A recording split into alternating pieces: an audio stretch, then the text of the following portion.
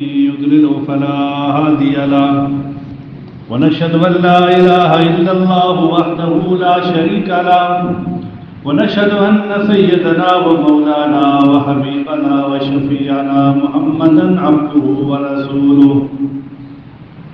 أما بعد فأعوذ بالله من الشيطان الرجيم. بسم الله الرحمن الرحيم.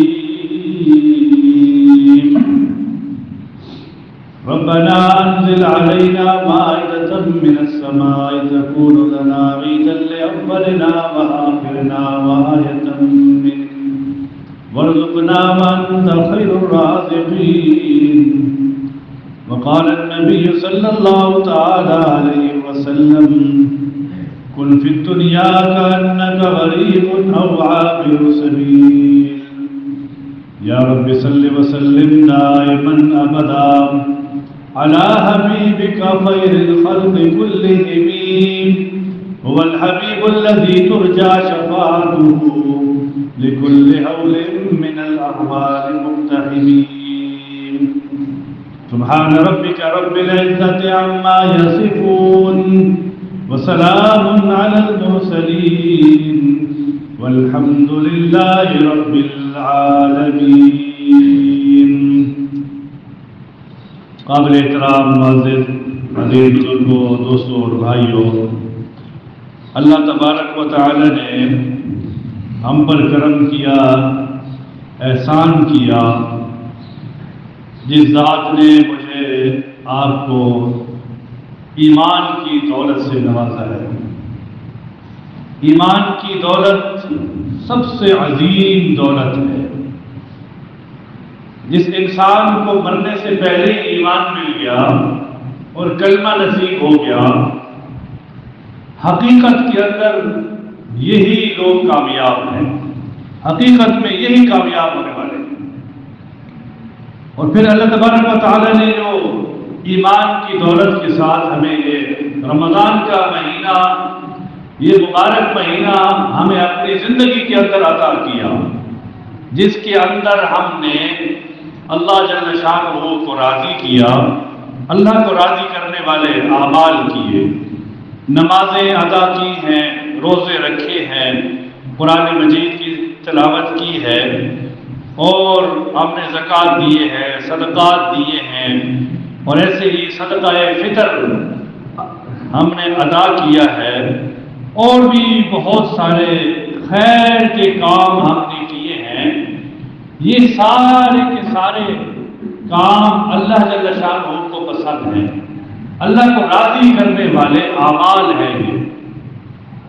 اور اللہ تبارک و تعالیٰ تو راضی انہی اعمال سے ہوتا ہے کہ ہم اللہ جل شانہ کے جو نازل کردہ احکامات ہیں اور حضور اکرم صلی اللہ علیہ وسلم کے طریقے ہیں، سنت زندگی ہے، ان کو ہم اپنانے والے بن جائیں. سب سے بڑی کامیابی والی زندگی یہی زندگی ہے. اب اللہ تبارک و تعالی نے عید کا جو دن رکھا ہے، یہ مسلمانوں کے لیے خوشی کا دن ہے. یہ خوشی کا دن ہماری کون سی خوشی ہے؟ سب سے پہلے تو ہم ان اپنے فلسطینی بھائیوں کو، اپنی ماں بہنیں، ہماری بیٹیاں بیٹے، ہمارے بھائی، ان کو ہم یاد رکھیں کہ ان کے ساتھ کتنا ظلم ڈھایا جا رہا ہے اور کیا کچھ نہیں کر رہے ظالم لوگ. تو ان کو اگر دیکھا جائے تو ہماری کیا عید ہے، ہم کس چیز کی خوشی منائیں. لیکن اللہ تبارک و تعالیٰ نے تو ایک دنیا کا ایک نظام بنایا ہے. اب یہ اللہ کا کرنا ہے. اللہ جل شانہ چاہے گا تو اپنے کوئی فرشتے بھیج دے گا، ایسی مدد بھیج دے گا، اور انشاءاللہ قریب ہے کہ اللہ تبارک و تعالیٰ فتح عطا کریں گے انشاءاللہ. ہمارے لیے کیا ہے کہ ہم ان کو ہر موقع پہ، ہر خوشی میں، ہر دعا میں یاد رکھیں. اگر اللہ پاک نے مال دیا ہوا ہے، پیسے دیے ہوئے ہیں، تو یہاں سے کئی ایسی کمپنیاں ہیں جو بھیج رہی ہیں. ہم نے الحمدللہ 20,000 روپیہ ایک بھیجا، 15,000 روپیہ ایک بھیجا، ایسی اور بھی ہم بھیج رہے ہیں۔ دارالعلوم کراچی، وہاں سے مفتی تقی عثمانی صاحب دامت برکاتہ، وہاں سے آگے تک سامان بھی پہنچ رہا ہے، مالی امداد بھی پہنچ رہی ہے۔ اللہ کا شکر ہے کہ ہمارے علماء، مفتیان کرام، بڑے لوگ ابھی زندہ ہیں جو الحمدللہ اس درجے تک، یہاں تک اپنے پوری دنیا میں جہاں بھی ایسے مسائل بنتے ہیں ان تک پہنچتے ہیں اور اپنی امداد پہنچاتے ہیں۔ تو میں عرض کر رہا تھا کہ یہ جو اللہ نے ہمیں توفیق دی ہے اور یہ عید کا دن ہے، اصل تو خوشی اور عید اس کے لیے ہے کہ جس نے 30 روزے رکھے ہیں، مطلب 29 روزے جتنے ہوئے ہیں اللہ کی طرف سے، جس نے مکمل روزے رکھے ہیں، اصل عید تو اس کے لیے اللہ پاک نے رکھی ہے کہ یہ آپ نے تھوڑی سی مشقت آئی ہے کھانے پینے کی اور بھوک اور پیاس کو برداشت کیا اور نیند کو، اور اس طرح بہت ساری سارا کا سارا نظام ایک یعنی الگ بن جاتا ہے۔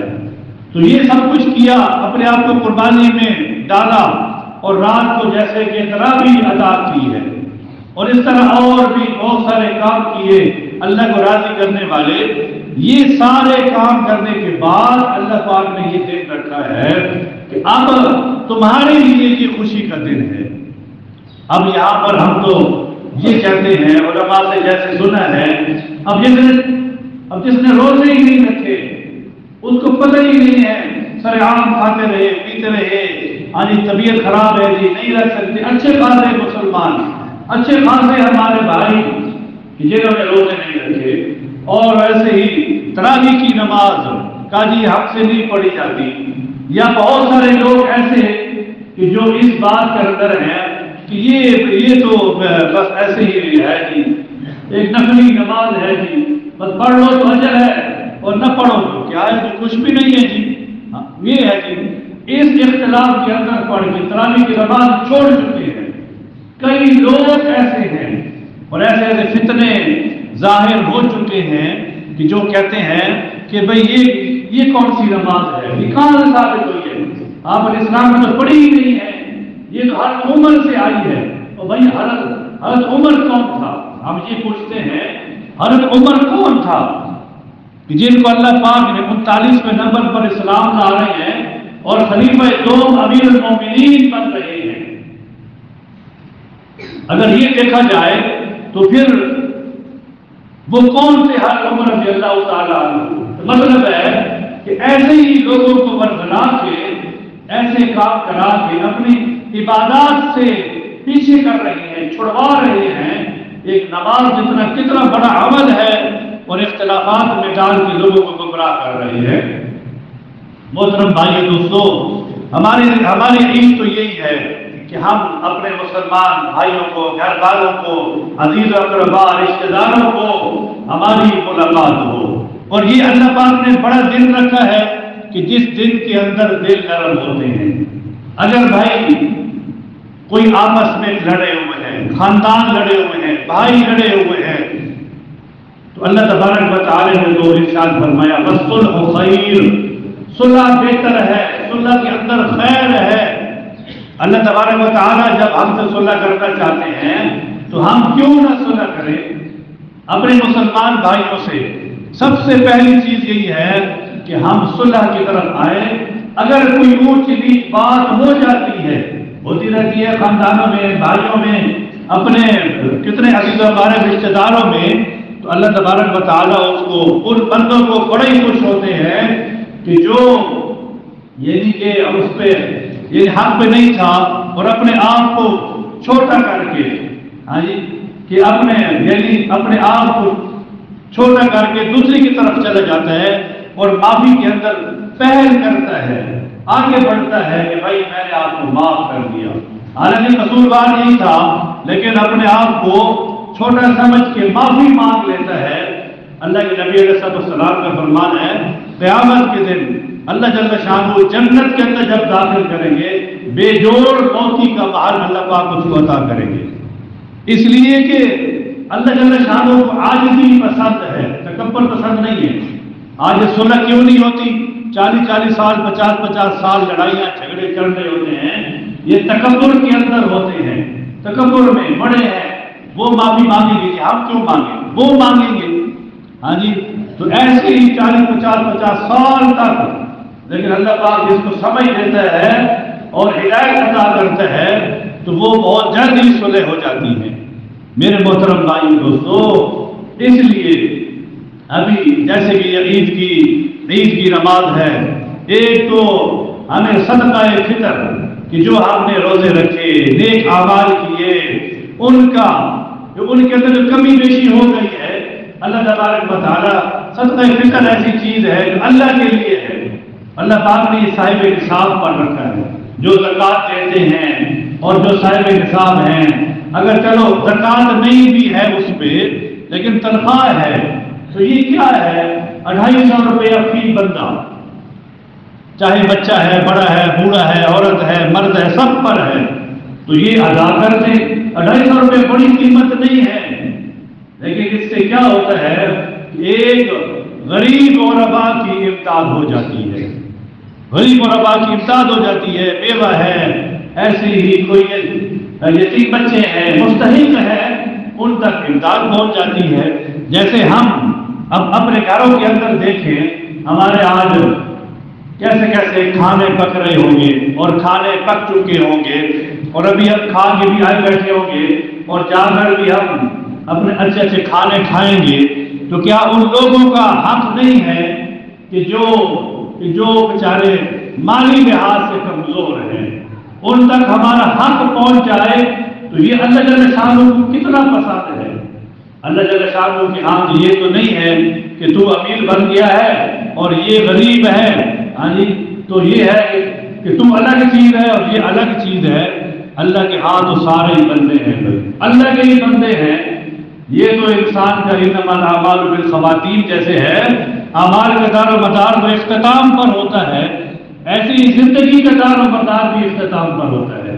کیا پتہ کیا امیر ہے، غریب ہے، اور اللہ جل شانہ غریب کو اس کے عمل پہ بڑی جنت عطا کر دے، اور جو امیر ہے، ویسے بھی حدیث کے اندر آتا ہے کہ جو امیر لوگ ہوتے ہیں جن کے پاس مال پیسہ جائیداد زیادہ ہے، فیکٹریاں بینک بیلنس زیادہ ہیں، وہ تو اپنے حساب کے اندر اڑے ہوئے ہوں گے، حساب دیں گے، ہاں بھائی آؤ جی حساب دو، پتہ نہیں کتنا وقت لگے گا۔ اب جس کا ہم نے تو سنا یہی ہے کہ جس کا حساب شروع ہو گیا وہ نہیں بچ سکتا اللہ کے سامنے، اللہ کے دربار میں۔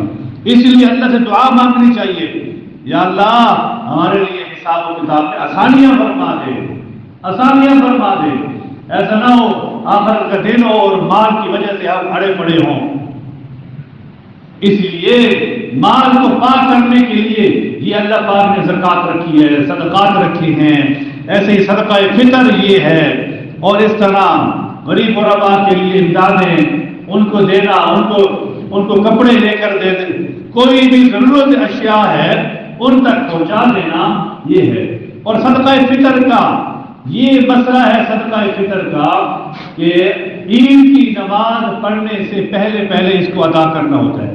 اب بھی اگر کوئی بھائی ایسے بیٹھے ہیں جنہوں نے ادا نہیں کیا، بھائی یہ مسئلہ ہے اور شرعی مسئلہ ہے، ابھی ہم یہ صدقہ فطر ادا کر لیں۔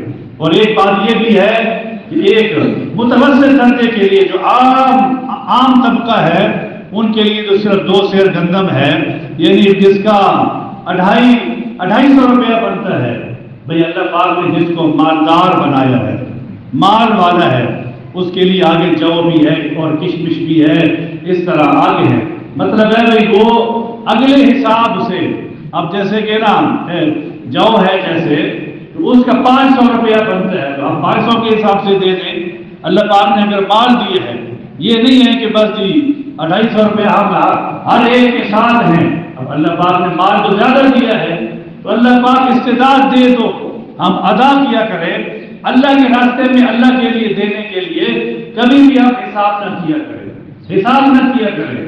مطلب ہے بھئی ہم کتنے حسابوں کے اندر پڑ جاتے ہیں، بھئی یہ 2500 زکوٰۃ بنتی ہے، یہ 500 زکوٰۃ بنتی ہے، اور پتہ نہیں ایسے ہی اگر 5000 رکعت بنتی ہے تو اس کو 1000 روپے اوپر کر کے دے دیں، 2000 اوپر کر کے دے دیں۔ کبھی بھی اللہ کے راستے میں مال دیا ہوا وہ ایک تو ضائع نہیں ہوتا اور مال کو پاک کرتا ہے اور اس کے اندر برکتیں بھی ڈال دیتے ہیں اللہ پاک، برکت ہی برکت ہوتی ہے۔ تو ایسے ہی عید کی نماز کے لیے بھائی سب سے پہلی سنت یہ ہے کہ ہم ایک راستے سے آئیں اور دوسرے راستے سے ہم واپس جائیں۔ اگر کسی کا ایک ہی راستہ ہے تو وہ تو مجبوری ہے، اس میں یہ ہے کہ تھوڑا سا ایک راستے سے آیا ہے تو واپسی پہ تھوڑا سا ہٹ کے چلا جائے تو یہ سنت ادا ہو جائے گی۔ ایسے ہی عید کے بعد ویسے تو مسجد کے اندر ایک ملنا اور گلے ملنا اور عید مبارک کہنا ویسے شرعی لحاظ سے یہ ٹھیک نہیں ہے، تو ہم یہاں پہ ابھی عید کی نماز کے بعد ہم سارے ملنے شروع ہو جاتے ہیں، تو یہ ایک ماحول چل رہا ہے۔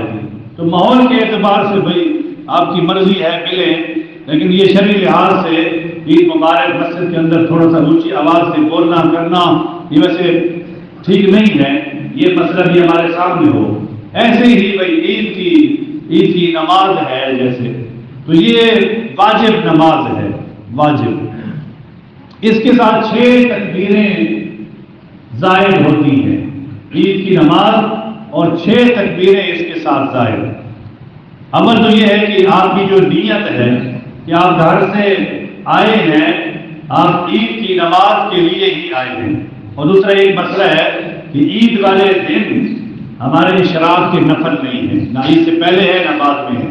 ایسا نہ ہو کہ یہاں سے فارغ ہو کے بھائی کہ ہم جو ہے نا گھر جا کے نفل ادا کریں گے، اشراق کے نفل، اشراق کے نفل نہیں ہے، یہی عید کی نماز ہی ہے۔ اور اس طرح ایک اور مسئلہ ہے، ہمارے یہاں کسی کی فوتگیاں ہو جاتی ہیں، اب رمضان کے لیے فوتگیاں ہو گئی ہیں، اب کیا ہوتا ہے کہ سارا خاندان جو ہے وہ جو ہے نا شوق منانے کے لیے ان کے گھر کے اندر پہنچ جاتے ہیں اور تعزیتیں کرتی ہیں، اور اس طرح کی عورتیں پہنچ گئی، مرد پہنچ گئے، تو بھائی یہ نہیں ہے، یہ شرعی لحاظ سے بالکل بھی نہیں ہے۔ بس وہ 3 دن جو شوق تھا آپ نے تعزیت کر لی وہ ہو گئی ہے، اب ان کے غموں کو جا کر تازہ کرنا اور جا کر رونا، او کتنا اچھا تھا، کتنی اچھی تھی، اور اس طرح کی، اور فلاں آج عید کا دن ہے، آج وہ ہوتے تو کیا بات تھی، آج وہ عورت اگر بیٹھی ہوتی ملتی یہ وہ کیا بات تھی، ان کے غموں کو تازہ کرتے ہیں جا کے۔ یہ تو اللہ پاک نے خوشی کا دن رکھا ہے یہ مسلمانوں کے لیے، اس لیے عید کے دن بھائی کوئی تعزیتی یہ نہیں ہے، جا کر مل سکتے ہیں اپنے خاندان والوں کو، ملے جا کر بیٹھے، یہی تعزیت ہے بس کہ بھائی ہمارے پاس آ گئے ہیں، ہماری حوصلہ افزائی کر دی ہے اس طرح۔ اور یہ جو ہے 6 تکبیریں زائد کے، اور یہ واجب نماز ہے۔ اس کا پہلا طریقہ تو یہ ہے کہ ہم امام اللہ اکبر کرے گا تو ساتھ ہی اللہ اکبر کریں گے، ثنا پڑھیں گے، سبحانک اللہم و بحمدک یہ پڑھیں گے۔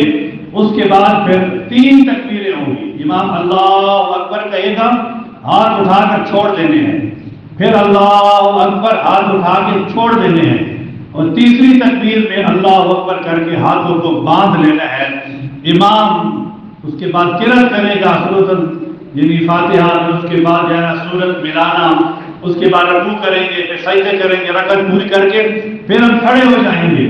اس سے پہلے پھر یعنی دوسری رکعت میں پہلے قرأت ہوگی یعنی سورت فاتحہ، اور اس کے ساتھ جو ہے وہ سورت ملائی جائے گی۔ اس کے بعد رکوع میں نہیں جانا، رکوع سے پہلے 3 تکبیریں ہوں گی، اللہ اکبر ایسے ہاتھ چھوڑ دینے ہیں، اللہ اکبر ہاتھ چھوڑ دینے ہیں، اللہ اکبر کر کے ہاتھ چھوڑ دینے ہیں، پھر چوتھی تکبیر میں ہم رکوع میں جائیں گے، پھر اس کے بعد ہماری رکعت پوری ہو جائے گی یعنی 2 رکعت، اور سلام پھیر کے اس کے بعد جانے کی کوشش نہ کریں گے، جائیں نہیں بھائی۔ خطبہ یہ سنت ہے عید کی نماز میں، ایک تو عید کی نماز پڑھنا ہی سنت ہے اور خطبہ بھی ایسے ہی سنت ہے، ہمیں جلدی ہوتی ہے پتہ تو ایسے ہی خطبہ سن کے جائیں ہر بندہ، پھر اس کے بعد انشاءاللہ اپنے گھروں کی طرف روانہ ہو جائیں اور اپنے گھروں میں جا کر عید کی خوشیاں جہاں کر بانٹیں اور ملیں، عزیز و اقارب رشتہ دار ہر ایک کے پاس جائیں بھائی، ہر ایک کے پاس جائیں۔ یہ جو نا صلہ رحمی اسی چیز کا نام ہے۔ اگر کوئی کسی کے ساتھ طلب کلامی ایسی چھوٹی بہت ہے ہی صحیح، تو صلہ رحمی ہمیں یہی کہتی ہے، اسلام یہی کہتا ہے کہ جا کر اس سے مل لیں، بھائی السلام علیکم کر لیں، ہر ایک کے پاس جائیں، بڑے کے پاس جائیں، چھوٹے کے پاس جائیں، اپنی پھوپھی ہے، خالہ ہے، جا کر ملیں، بیٹھے بھائی۔ اس کے اندر اللہ جل شانہ نے بڑی برکتیں رکھی ہیں، تو انشاءاللہ کریں گے جی۔ اللہ پاک عمل کی توفیق عطا فرمائے۔